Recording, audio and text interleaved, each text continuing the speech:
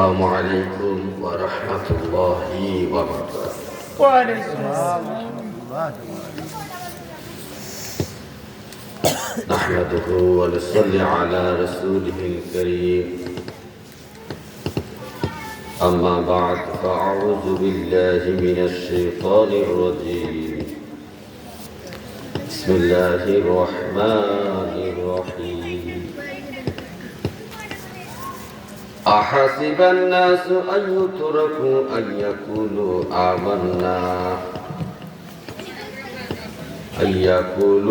آمنا وهم لا يفتنون.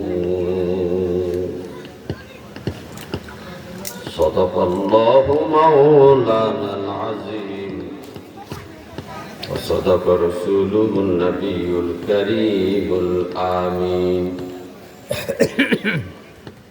قال النبي صلى الله عليه وسلم: أشد الناس بلاء الأنبياء ثم الأمثال فالأمثال، أو كما عليه الصلاة والسلام. إن الله وملائكته يصلون على النبي يا أيها الذين آمنوا صلوا عليه وسلموا تسليما.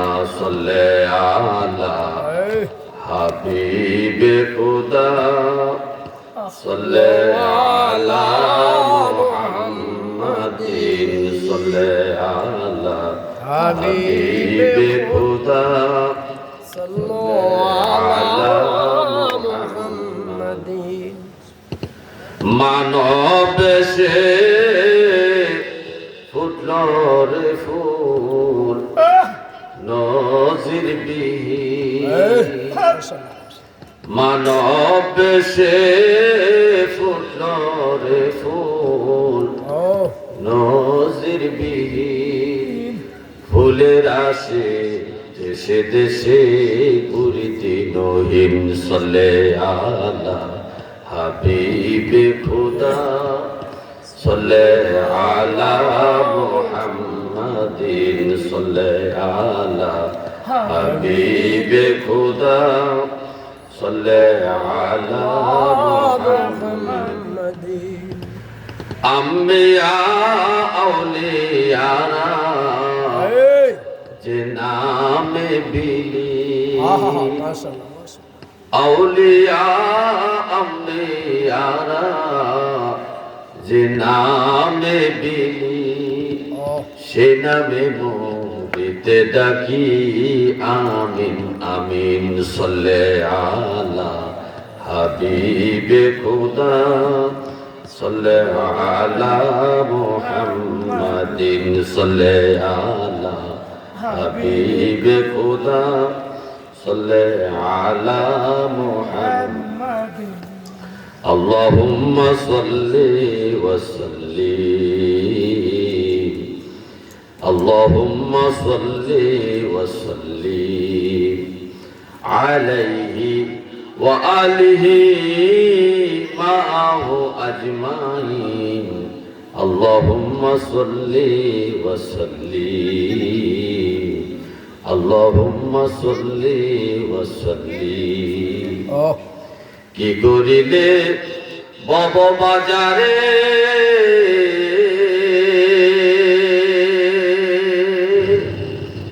হিসাব চলছে মন তোমার গড়ে। কি করিলে বব বাজারে হিসাব চলছে মন তোমার গড়ে। যোগ্য করোনারে মন থাকতে সে বাজারের দিন। আল্লাহুম্মা সাল্লি ওয়া সাল্লিম, আল্লাহুম্মা সাল্লি ওয়া সাল্লিম। মাওলা তোমার দয়া বিলে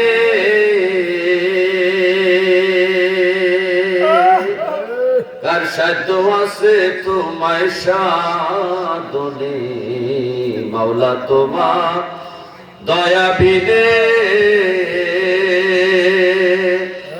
কার সাধ্য আছে তোমায় সাধনে দাবি মোদের তোমার বন্ধু রাহমাতাল লিল আলামিন আল্লাহুম্মা সাল্লি ওয়া সাল্লিম আল্লাহুম্মা সাল্লি ওয়া সাল্লিম আলহামদুলিল্লাহ বলেন আলহামদুলিল্লাহ। আজ প্রখ্যাত ওলিয়ে কামেল শাহ সুফি ফকির হযরত জাফর আলী শাহ রহমতুল্লাহ আলাইহির স্মরণে ৩৫তম বর্ষের উরুস ও ওয়াজ মাহফিলের সম্মানিত সভাপতি অত্র দরবার শরীফের বর্তমান গদ্দিন শিল্পী সাহেব আলহাজ মোহাম্মদ মুসলিউদ্দিন শাহ রাহিমাহুল্লাহ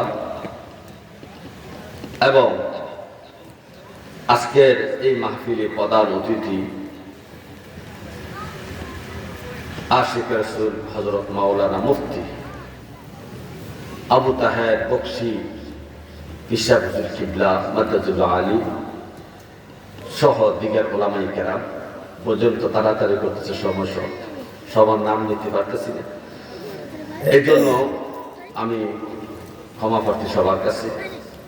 সবাইকে পর্দানিশে মা বোন সহ সবাইকে সালাম দিচ্ছি, আসসালামু আলাইকুম ওয়া রাহমাতুল্লাহি ওয়া বারাকাতুহু। ওয়া আলাইকুম আসসালাম। মহান আল্লাহ তাআলা আমাদেরকে লক্ষ্য উদ্দেশ্য করে বলছে, আমরা যারা আল্লাহর সৃষ্টি আল্লাহর বান্দা হিসেবে আমরা যারা দাবি করি, যারা আমরা মুসলমান, যারা কলমা পড়ে ইমানের প্রত্যেকটি শাখা প্রশাখা বিশ্বাস করে যারা আমরা মুমিন মুসলমান হয়েছি, আমাদেরকে লক্ষ্য করে রব্বে কারীম বলতেছে, হাসিবান নাসু আইয়ুতরাকু আইয়াকুলু আমানা ওয়া হুম লা ইফতানুন। রে আমার বান্দারা, তোমরা কি মনে করছো যে তোমরা ঈমান আনছো, আমরা ঈমানদার, এতটুকু কথা বললেই আমি তোমাদেরকে ছেড়ে দেব, তার মানে জান্নাত দিয়ে দেব? ছেড়ে দেওয়া মানে কি? আল্লাহ যদি সাইডে দেয় হাসরের মাঠে, দুনিয়াতে এবং হাসরের মাঠে সাইডা দেয়, তাহলে তো জান্নাত। তাহলে কি জান্নাত? আল্লাহ সাইডা দেওয়া মানে বিনা হিসেবে জান্নাত, ঠিক না? আল্লাহ তাআলা বলছেন, তোমরা যে দুনিয়াতে বসবাস করছো, তোমরা ইমানদার দাবি করতেছো, মুসলমান দাবি করতেছো, তোমরা কি মনে করো মুসলমান আর ইমানদার দাবি করলে আমি তোমাদেরকে ছেড়ে দেব, আমি তোমাদেরকে পরীক্ষা করব না? তোমরা আসলে কি ইমানদার না মুসলমান, আসলে ইমানদার কিনা মুসলমান কিনা আমি তোমাদেরকে পরীক্ষা করব না? তার মানে আল্লাহ পরীক্ষা করবেন। মুসলমান হইতে হইলে পরীক্ষা দিতে হবে। এখন কি দিয়া পরীক্ষা দিবেন?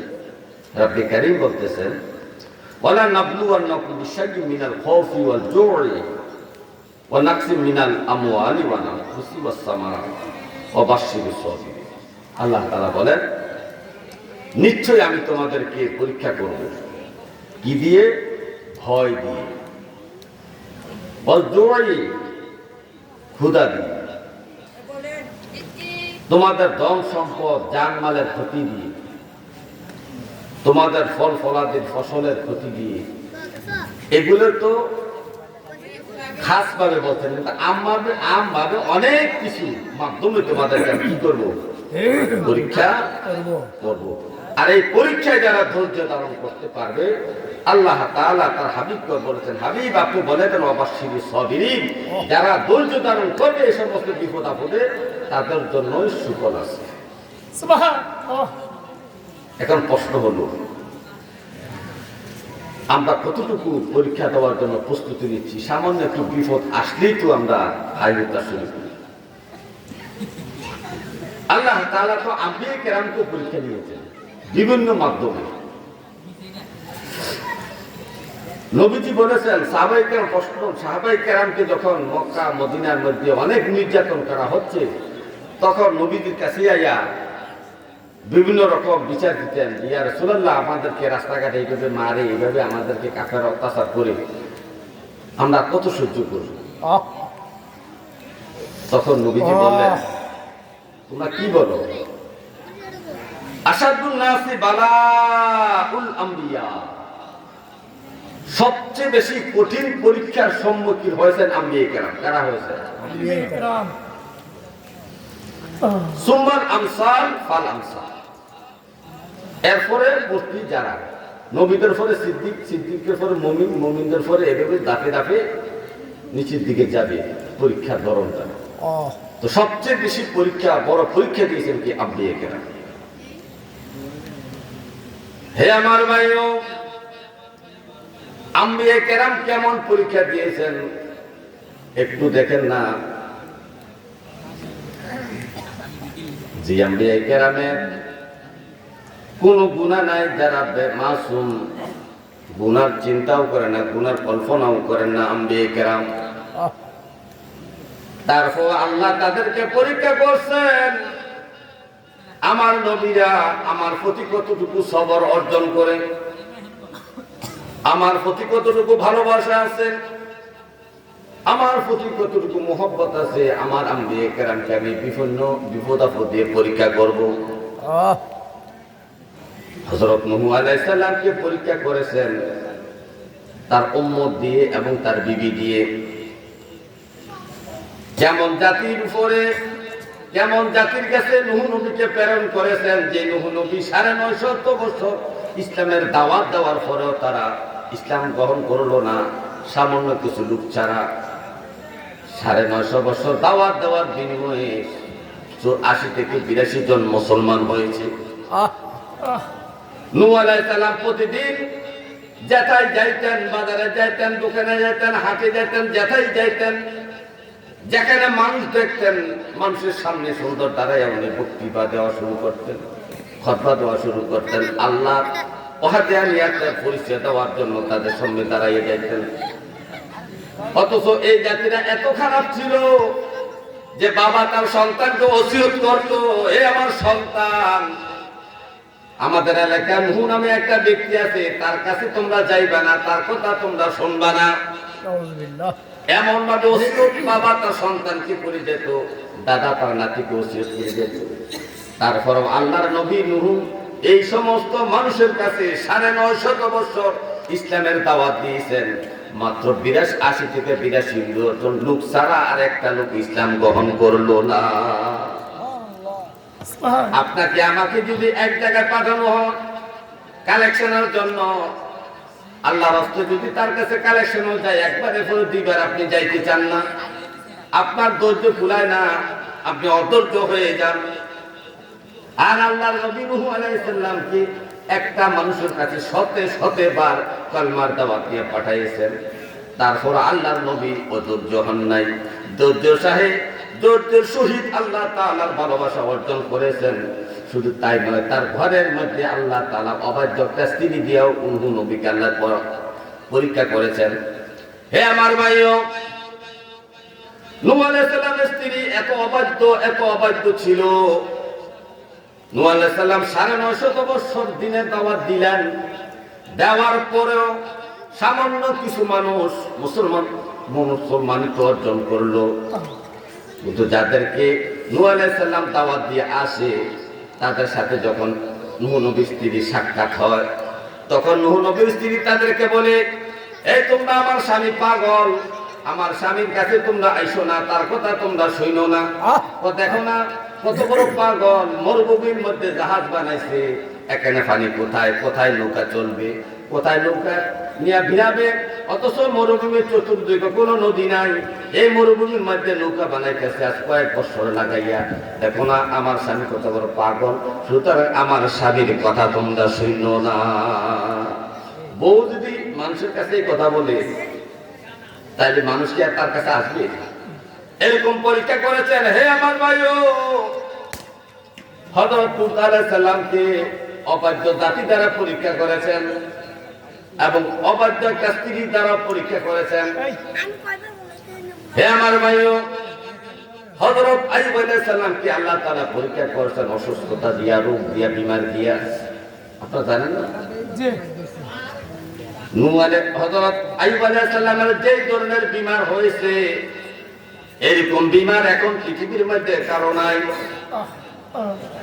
এমন বিমার দিয়েছেন তার শরীরের মধ্যে পোকা ধরেছে, গোস্তগুলা পোকা খাইত, যখন গোস্ত পাইতো না হাড্ডি পর্যন্ত চলে যেত, তখন পোকাগুলা মাটিতে পড়ে যাইত। এত বড় অসুস্থ দিয়ে আইয়ুব আলাইহিস সালামকে আল্লাহ পরীক্ষা করেছেন।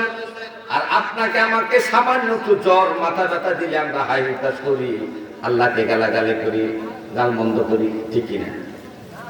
ঠিক। তাহলে আল্লাহ বলছে, আমার বান্দারা আমি তোমাদেরকে পরীক্ষা করব,